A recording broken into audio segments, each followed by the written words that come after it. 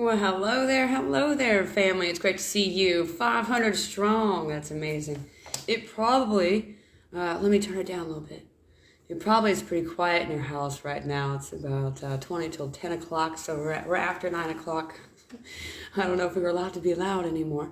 But you did tune into the porch, so I'm allowed to be loud. See how that works out? I'm like a radio that you can't adjust. Anyway, thanks for tuning in right now. We're just hanging out on the porch. I have a lot to tell you. And right now I'm going to try to get into attract and repel.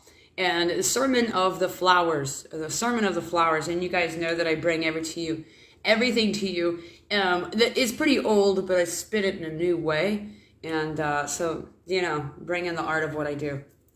Let's just dig right in here. Let's talk about the sermon of the flowers. So you guys, the entire earth is full of flowers.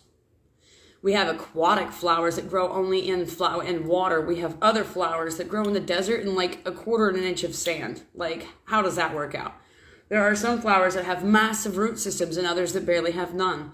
There are flowers that grow optimal during the day and then close themselves out at night and retract. There are flowers that retract all day and hide, but they come out at night. Nighttime is an entire another flower. The moonflower is like that. We have day flowers, night flowers. We have flowers that I call wait forever flowers. Rather the flowers you want to get on prom date, the ones that say I'm sorry, forever flowers. We also have flowers that take years, if not decades, to bloom, and they bloom once. So the flowers of the earth that God so put down here. Are you kidding? Water, sand, day, night. We got flowers that do all kinds of shit. They grow all kinds of ways. We got flowers that eat meat. Venus flytrap. We got flowers that almost like that. It's almost like they have a brain of their own, right? Amazing, crazy, almost like some of the sunflowers out there. It's like they're thinking on their own. The systems that the flower uses. So we have all these flowers, and we're okay with it, aren't we? You, me, Bob, Sally, Kevin. We're okay with the fact that there's all these flowers on the earth, and they live in different regions, in different habitats, and that's okay with us, right? Right? Really not nothing we can do about it anyway. So there's flowers all over the world. You don't see me getting pissed off and crying and nannying around because a certain flower doesn't grow in Georgia. Well, I live in Georgia. So therefore, I live in a certain habitat, a certain climate, a certain region. And only the flowers that grow optimal in this region are the ones I'm going to find here. Okay? We know this, right? We live on the damn earth. We get taught this in school. And we don't question it. We don't cry about it. We don't rage against the machine about it. We just understand it. And we're sovereign about it. We're indifferent. Okay? Flowers grow all over the world for different reasons in different seasons. Amen. Now, the reason I'm doing this is because I want to parallel this to people. How come we don't look at other people and go, wow, that's a flower, that's a flower, that's a flower, that's a flower? We don't. We look at other people and we judge the living shit out of them because they're not a sunflower. It's like we all have to be sunflowers, and if we're not, we're devalued. What about the person that's a moonflower? What about the person that's a wait forever to bloom flower? What about the person that literally eats people? We all have known a few of those, What about a damn cactus? Hello? What is that? What is that? So we allow all these other flowers to be other flowers in and all over the world. We don't have a problem with it. But yet when it comes to people, we have a big damn problem with how they're poking us, how they're rubbing us, how they're becoming an irritant to us. And we go around and label them as if that separates them. We don't go around and pluck all the spines out of cactuses and tell the cactus not to be a cactus because it's an irritant and it's a possible harm or danger. We don't mess with a cactus. You don't touch a cactus. You don't touch a touch-me-not. We learn these things. We don't bitch at the flower and try to change the flower. Don't try to change people, and don't bitch and judge at people. Don't try to change who they are medicinally in the world. Okay, we may not like the flower that we are or that another person is, but we need them to be the other flower that they are. If a person is a greenbrier or a stinging nettle, if a person is a touch-me-not or a sumac, if a person is a moonflower, an elderflower, or a poppy flower, let them damn grow. Let them be the flower. Quit trying to change the flower, the medicine to which they are on the earth. You know, there's a couple of asshole flowers out there. Don't try to heal the asshole flowers. Let them be. They can be grouped up with touch-me-nots and sumac and greenbrier and all the other things that we've learned not to touch. Woo, right? That makes sense. So I would ask us to to take a look at this flower sermon and realize, hey, that's right. If we don't try to change all the other flowers in the world and tell them they're in the wrong place at the wrong time, being the wrong thing, we don't go around doing that. So how about let's not do that to people. Let's have the mindset that people are just like flowers. There is 1,000, more than 1,000. I just use that number randomly like anybody else. So we have an infinite number of species of flower and class and genus and all of that. Okay? We're multidimensional people too, and our walk with God is perfectly sovereign. It's got nothing to do with you personally. It has everything to do with me and my God, right? My marriage. You don't go to other people's houses telling them how to love their spouse. You don't go to your neighbor's house and tell them how to love God or tell them how to be a flower in the world. They are the flower that they are. Let God handle who they are and what they are medicinally. So there's actually gardens around the world that grow poisonous flowers. I have to wear like a whole suit and stuff, and that's what it is. It's a greenhouse full of the stuff that you don't want. It's massively poisonous, and yes, God put that stuff here on the earth too. It resides with us. Medicine. A lot of plants do these two things. They either attract or they repel. As you walk on this spiritual journey and you walk more and more in ascension and you learn the damn lessons and you keep on going, you're literally changing who you are. You're changing your DNA. You're changing your frequency that you're putting out in the world. So if you used to be a sumac or a stinging nettle to people or a greenbrier, you bite when they touch you. Perhaps God is changing you, but that job is left up to God, not for other people to come by and tell you where you need to grow, plant, when you need to see the sun, when you need to go to sleep, when you need to do. You're your own damn flower, and you know what damn flower you are. So go to your habitat, your region, and grow strongly. Regardless of what other people say, regardless if you repel more than attract or attract more than you repel, you're doing your divine medicinal duty. No matter, even if you've done with your whole walk with God, it's okay. Every step of the way, we are medicine to other people. He makes sure of that. So let's not try to change everyone. Let's take a step back and realize how medicinal everything is and everyone can be. For instance, we use the cedar. This is cedar wood behind me. It's a cedar live edge. Okay, so cedar smells great. People love cedar. Awesome.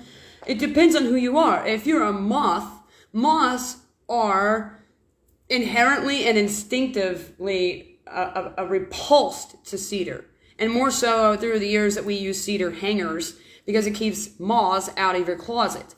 Moths they hate cedar. It's a repellent to them. They can't stand it. Me, I'm a carpenter. I run right to that somebody's cutting wood. So cedar it has the ability to do both. Attract or repel. It just depends on who you are, what you are, and the use you're seeking it for, right? So, let me see here. Marijuana is a plant.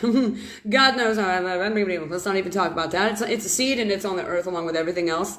So just because I use that one doesn't make me a heathen. We use everything else in the greenhouse of God, everything else on this earth, every seed that sprouts is medicinal. We live on a holy medicine cabinet, yet we're chasing big pharma and giving money and bitching about bad health care when we're walking on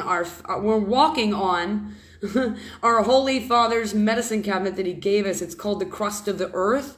Okay, and we're walking on that. That is literally our medicine cabinet. Everything we ever needed, and sometimes the stuff we didn't want to keep us in balance, is here on the earth. So, marijuana, it repels narrow-minded people. It's great. You know what I'm saying? Lavender repels mosquitoes and attracts other things. So there's that too. Bear root is something that I used to chew back in drum church when I was going to Lakota Indian Church in Oklahoma. I would chew on some bear root the whole time. Root. I'm from the other side of the river, right? So I would chew on bear root, just a little part of it. And bears actually chew on this root. That's why it's called bear root. And the reason they chew a bunch of it up and get it all messed up in their spit, and then they take it and they rub it all over their paws and their legs, and they get it all over them. And what they're doing, bear root is extremely antimicrobial and anti-germ everything. Not to mention, it's a bug repellent. So they lather themselves in this before they hibernate. I mean, how smart. Animals use the medicine here on the earth. Human beings are the only ones that are sitting here going, I don't know what God says about that. I'm not sure what the church is going to think if I use the medicine that the animals are using. Right? So attract and repel. And let's see here. I got it written all over my desk. I was having holy ideas. So just know that people grow in different environments at different times. It does not give you the right to judge, to judge another person. Like Dr. Seuss said, Dr. Seuss once said that a fish told to climb a tree his whole life is going to think that he's a bad fish. So if you're a moonflower, if you're a little bit sumac, if you're a little bit cedar, if you're a little bit this, so be it. Grow in your own damn regions and zones. I'm just saying, I know that it's out of our control what grows all over the earth, but we understand. So if we're going to allow the knowledge that there is poison and medicine on the earth for us to use, repellent and attraction, repel and attract, there's medicine all over the earth in form of flowers, I'm trying to show you a blueprint about humanity. Why don't we look at humanity with the same eyeballs? And just take it as that. Very sovereign, very plain as day. No complication here. Flowers grow everywhere. People grow everywhere. Flowers grow in their certain habitat and region. People grow in their habitat and region. Some flowers are cactuses. Some of them bite back. Some of them are greenbrier, stinging nettle, touch-me-not, sumac. Some of them hurt me. Just like people, some of them hurt you. That doesn't mean we get to go around eradicating the world from these plants that irritate, that repel us. Because it's these same plants, eucalyptus, they repel us and they're poisonous for us, but we also turn around and use them for medicine in different seasons. So we should have an open-minded, sovereign blueprint about people. So, and it's also on the other side of this, it's very freeing. If you know that you're a certain flower, we are not all supposed to be sunflowers pretending. We're not. Each one of us is our own unique damn flower, and God planted us in our region, in our season, in our habitat, in our climate to be the exact repelling and attracting thing that we are. And that doesn't need no healing. That just needs acceptance. Right on. So, there's a lot of good medicine in that. I think I got it all down here. Did I write it? Hang on, I'm looking at my desk here. I can't read my own writing. Oh, we got to put the glasses on. Did I just age myself? What did I write there? I'm not sure. Oh, yeah, I see what I wrote. Letting the world get away with it. You know what I mean? We let the world get away with... having flowers of all kinds all over the earth that do pluses and minuses, but we need them all, for balance, right? And we use things like we use different flowers to make us upchuck, and they did that back in the 1600s. I don't need to upchuck. That seems like a not healthy thing to do, but thank God that flower is around, because when you do need to do that, it's there. All the medicines we've ever needed are here on the earth. So that's one that I'm saying. Two that I'm saying is, like I said, there is a plethora of God's design of flowers out there, and flowers are just like people. God has designed for all of those people out there, including the cactus that you ran into a few years ago that poked the hell out of you, including and up to the sumac person that you rolled around and got a rash for another 9 months. Are you learning your lessons? You're learning what you can't touch and what you should touch, and you're learning where you need to grow and what kind of flower you are, right? So, all right, I'm going to hop off here. I'm going to come back again, and we're going to talk again about the world lets us get away with it. So, if the world's letting us get away with having all these flowers, then let people get away with being all these different flowers, okay? I mean, we're just a blueprint. Everything's a reflection. Nothing new here. Nothing new here. It's all one great big loop, All right, so like I said, thanks for stopping into the porch. I'm going to be right back on here, so it'd be good to see you. Return with me. Stay kind and stay out of your mind.